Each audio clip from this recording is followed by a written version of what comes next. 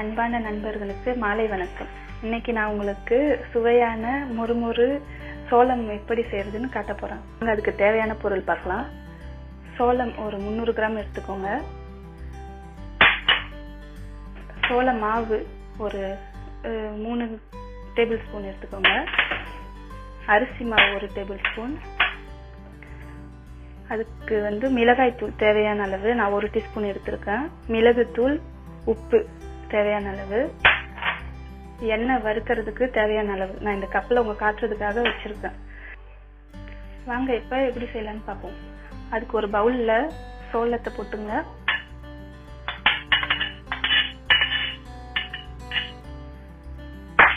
அதுக்கப்புறம் சோள மாவு போட்டுங்க.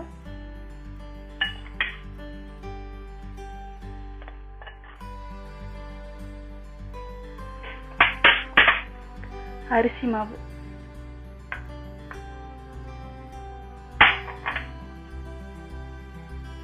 நான் 1 டீஸ்பூன் மிளகாய் தூள் வச்சிருந்தேன். உப்பு, மிளகு தூள் எல்லாத்தையும் ஒண்ணா போட்டுங்க.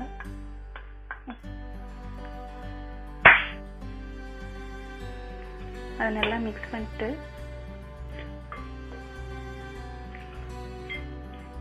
அது நல்லா மாவு நல்லா சோளத்துல ஒட்டுற மாதிரி பரட்டிக்கோங்க.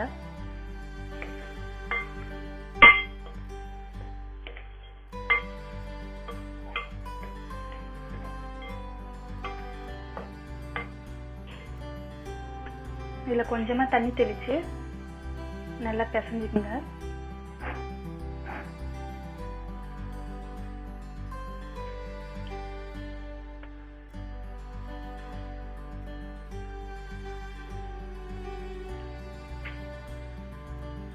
இது நல்லா ஒட்டி வர மாதிரி நல்லா பிசைஞ்சிட்டு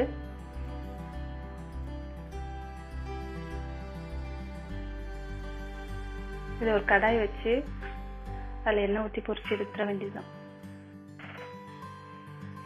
அடுப்பு ஆன் பண்ணி சட்டியில் எண்ணெய் ஊற்றுங்க. நீங்கள் எவ்வளோ வறுக்குறீங்களோ அதுக்கு தகுந்த மாதிரி எண்ணெய் ஊற்றிங்க.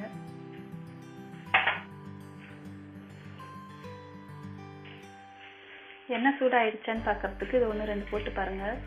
இப்படி நல்லா வந்துச்சுன்னா மீதி இருக்கிறதையும் போட்டுருங்க. இது அப்படியே தூவுனா மாதிரி போடுங்க, அப்பதான் நல்லா இருக்கும்.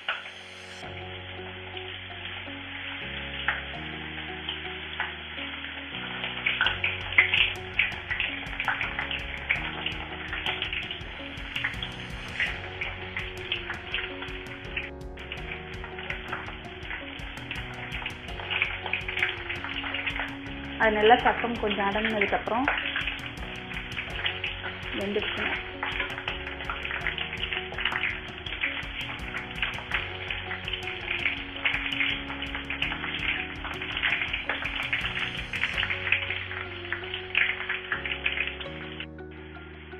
கொஞ்சம் எட்ட நின்று செய்யுங்க, ஏன்னா கொஞ்சம் வெடிக்கும். அது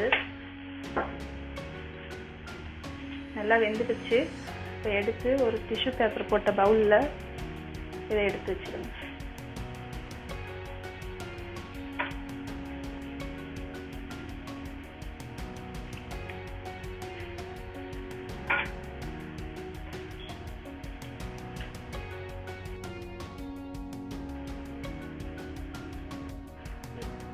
இப்போ இதை வறுத்து எடுத்தாச்சு. இதை அப்படியே குழந்தைங்களுக்கு சாப்பிட கொடுக்கலாம், நல்லா இருக்கும். இது பெரியவங்களுக்கு எப்படி கொடுக்கறதுன்னா,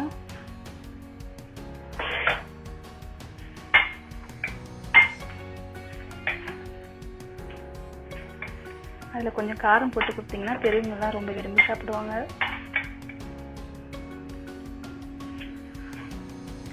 இதுல கொஞ்சமா மிளகு தூள் போட்டுங்க. மிளகாய் தூள் கொஞ்சம், உப்பு லைட்டா,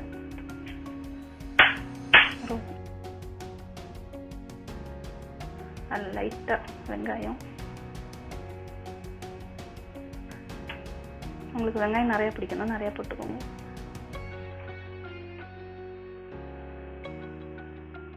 மல்லித்தழை,